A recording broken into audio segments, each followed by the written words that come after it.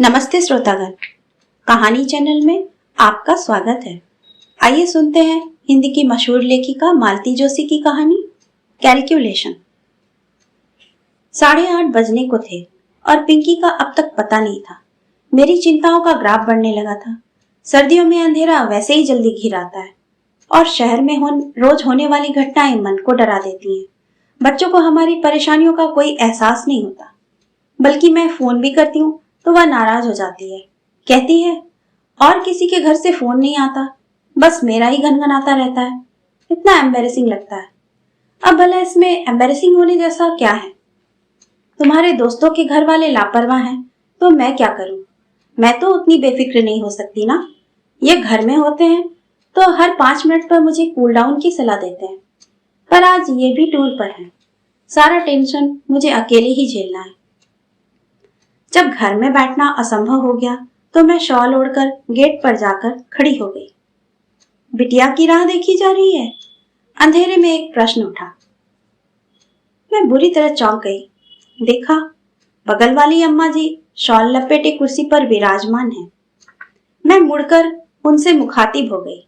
Compound wall पर टिकते हुए कहा, और देखिए ना, अंधेरा कैसा हो रहा है। इतनी रात अकेली आती है तो चिंता होने लगती है। वह अकेली नहीं आती, एक लड़का घर तक छोड़ने आता है। मैं चकित होकर उन्हें देखती रह गई। पिंकी ने उनका नाम चुंगी नाका रखा है, वह गलत नहीं है। अपने बरामदे में बैठकर वह पूरे मोहल्ले की खोज खबर रखती है। थोड़ा बुरा भी लगा। जरा सी तुरशी के साथ पूछा, आप अब तक यहाँ ठंड में क्यों बैठी हुई हैं? अरे बेटा, अभी अभी दफ्तर से लौटा है, उसका चाय नाश्ता हो जाने दो, फिर भीतर जाऊंगी। मतलब? अरे मुझे देखेगा तो पास बिठा लेगा, मेरा हालचाल पूछेगा, दफ्तर की बातें बताएगा। बहू को यह सब अच्छा नहीं लगता। कहती है शादी क्यों की, जिंदगी भर अम्मा के पल्लू से बंधे रहते। कहते हुए उन्होंने शॉल और कसकर लपेट ली। मैं चुप हो गई। हर घर की अपनी समस्या होती है, उससे खुद ही निपटना पड़ता है। बाहर वाला कुछ नहीं कर सकता। इस समय तो मैं अपनी ही चिंता से ग्रस्त थी, दूसरों की मदद क्या करती। मुझे ज्यादा प्रतीक्षा नहीं करनी पड़ी। कुछ ही देर में मेरी समस्या यानी कि पिंकी रानी पधार गई। साथ में वह लड़का भी था। पिंकी बाहर से ही चिल्लाई, मम्मा, वहां ठंड में क्या कर रही हो? अब उस लड़के ने मुझे देखा। नमस्ते आंटी। नमस्ते बेटा, आओ भीतर आओ, गर्मा गर्म कॉफी पिलाती हूँ। स्कूटर बाहर खड़ा करके वह निसंकोच भीतर चला आया।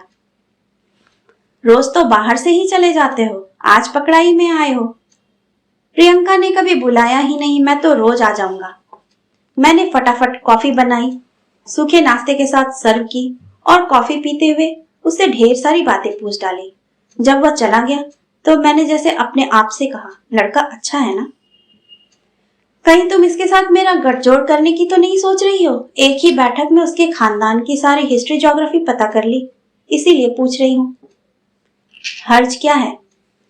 No mummy, he is just a friend. Coaching तक जाने ले जाने के लिए ठीक है, पर शादी के कतई लायक नहीं है। इतने मीडियाकर पर्सन से शादी की बात तो मैं सोच भी नहीं सकती। कैट की तैयारी कर रहा है, सो क्या ऐसे ही? पता है मम्मी, यह उसका तीसरा अटेम्प्ट है। तो तुम कौन सा पहली बार में ही निकल आओगी? तुमसे तो बात करना ही बेकार है, उसने तुनक कर कहा और कपड़े बदलने चली गई। इन लड़कियों को समझना सचमुच बहुत मुश्किल है। पिछले साल तक सुनील नाम के एक लड़के से अच्छी खासी दोस्ती थी। दोनों ने टेबल टेनिस में कॉलेज को कई बार रिप्रेजेंट किया था। फिर एकाएक उसका आना बंद हो गया। मैंने पिंकी से पूछा तो बोली, जनाब खेल खेल में लाइफ पार्टनर बनने के सपने देखने लगे थे। हाँ रबिश। एक लड़का था रजत, 2-3 नाटकों में दोनों ने साथ काम किया था। लड़का सुंदर था, संपन्न भी। मुझे तो सुशील ही लगता था, पर पिंकी बोली, मम्मी उसे ऑफ स्टेज देखोगी ना तो तुम्हें मतली आ जाएगी। फिर उसके साथ काम क्यों करती हो? Because he is a fine actor. कल को बॉलीवुड में जाकर बड़ा स्टार बन गया तो? नो चांस मम्मी, वह तो बस लोकल हीरो है। वहां तो ऐसे सैकड़ों मारे मारे फिरते हैं, कोई घास नहीं डालता। मैंने सुना है लड़कियां उस पर जान छिड़कती हैं। लड़कियां परले दर्जे की बेवकूफ होती हैं, तभी तो ऐसे लोगों की बन आती है। कई बार मेरा पूछने का मन होता है कि लाडो, तेरी नजर में कोई मिस्टर परफेक्ट है भी? उस दिन कॉलेज से लौटते ही बोली, मम्मी थोड़ा विटामिन एम स्पेयर करो, पार्लर जाना है। क्यों, कॉलेज में फंक्शन है कोई? फंक्शन तो है पर कॉलेज में नहीं, बर्थडे पार्टी में जाना है। Kartik is throwing a party. Kartik इतने दिनों कहाँ था? यही था, पढ़ाई में बिजी था, पीजी कर रहा था ना। एकाएक तुम्हें कैसे याद कर लिया? याद क्यों नहीं करेगा, मैंने उसे भूलने ही कब दिया है। हर साल बर्थडे पर विश करती हूँ, न्यू ईयर पर कार्ड भेजती हूँ। हाँ, पार्टी आज पहली बार दे रहा है। कार्तिक की पार्टी में खूब बन सवर कर गई थी। बार बार पूछ रही थी, मम्मी मैं ठीक लग रही हूँ ना? मेकअप बहुत गाढ़ी तो नहीं है ना? साड़ी बहुत गॉर्जी तो नहीं है ना? वह सचमुच बहुत प्यारी लग रही थी। बाल भी ढंग से संवारे थे, कपड़े भी ढंग से पहने थे। ऐसा नहीं कि हमेशा की तरह कुछ भी ऊट पटांग पहन लिया और चल दिए। उसकी सज्जा से ही पता लग रहा था कि वह किसी को इम्प्रेस करने के लिए बेताब है। यह जानकर अच्छा भी लग रहा था। कार्तिक सचमुच अच्छा लड़का था। कुछ अरसे पहले से वे लोग हमारे पड़ोसी थे।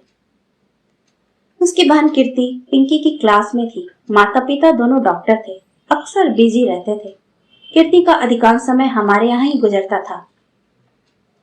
फिर मोहल्ले बदल गए, पर एक ही क्लास में होने के कारण कीर्ति और पिंकी की दोस्ती बनी रही। हायर सेकेंडरी के बाद वह भी भाई की तरह मेडिकल में चली गई।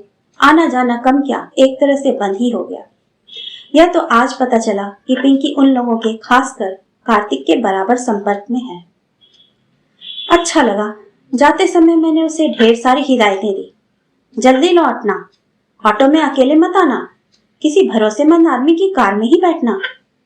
उसे अच्छा तो नहीं लग रहा था, पर चुपचाप सुनती रही। आखिर उसके पापा को दया आ गई। झल्लाकर बोले, बस भी करो अब, लड़की अब बच्ची नहीं रही, खासी बड़ी हो गई है। इस बात को तुम कब समझोगी? बच्ची नहीं रही, बड़ी हो गई है, इसीलिए तो इतनी फिक्र हो रही है। पर ये बातें पुरुषों के दिमाग में कभी नहीं आती।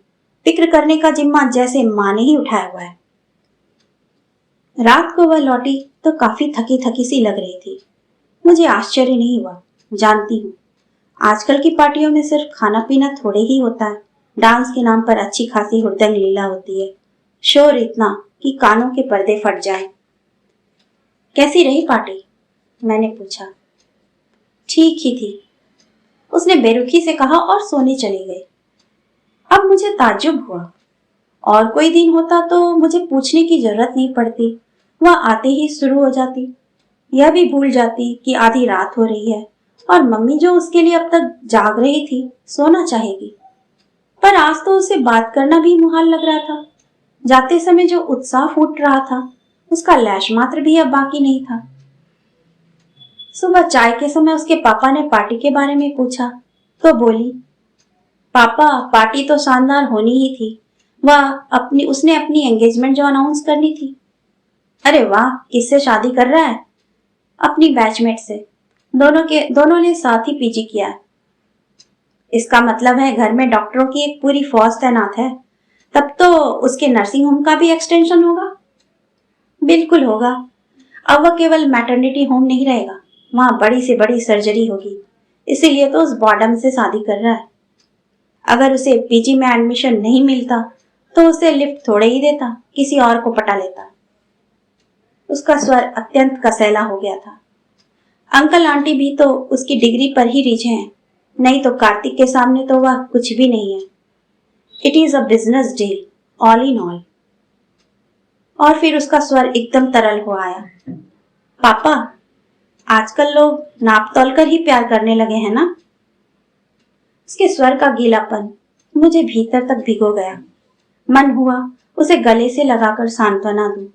कहूं कि लाडो, इसमें कार्तिक का क्या दोष है? अपना नफा नुकसान देखना तो जमाने का चलन है। तुम भी तो इस इल्जाम से बरी नहीं हो। वैसे भी टूट कर प्रेम करने वाली पीढ़ी अब रही कहां? वे लोग तो कब के इतिहास बन गए। कहानी सुनने के लिए आपका धन्यवाद।